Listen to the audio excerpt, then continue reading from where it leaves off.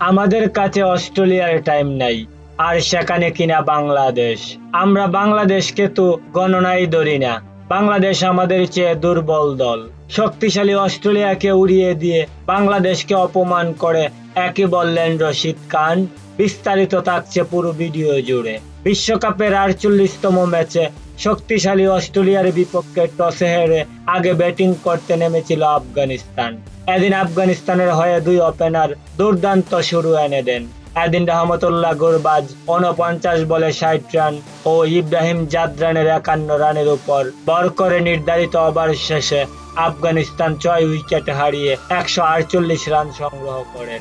এদিকে অস্ট্রেলিয়া শুরুতে এই রানের লক্ষ্যে ব্যাটিং করতে নেমে আফগান বোলারদের বোলিং তুপে পড়েন। এদিন গ্লেন ম্যাক্সওয়েল ছাড়া আর কোনো ব্যাটসম্যান তেমন ভালো করতে পারেননি।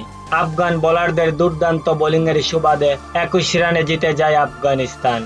এদিকে শক্তিশালী অস্ট্রেলিয়াকে হারিয়ে সংবাদ সম্মেলনে আফগান অধিনায়ক রশিদ খান বলেন, আমরা আগামী ম্যাচে বাংলাদেশকে হারিয়ে সেমিফাইনাল খেলব। অস্ট্রেলিয়ার কাছে বাংলাদেশ তো কিছুই না। আমরা অস্ট্রেলিয়াকে হারাতে পেরেছি, এবার বাংলাদেশকে হারিয়ে সেমিফাইনাল নিশ্চিত করব।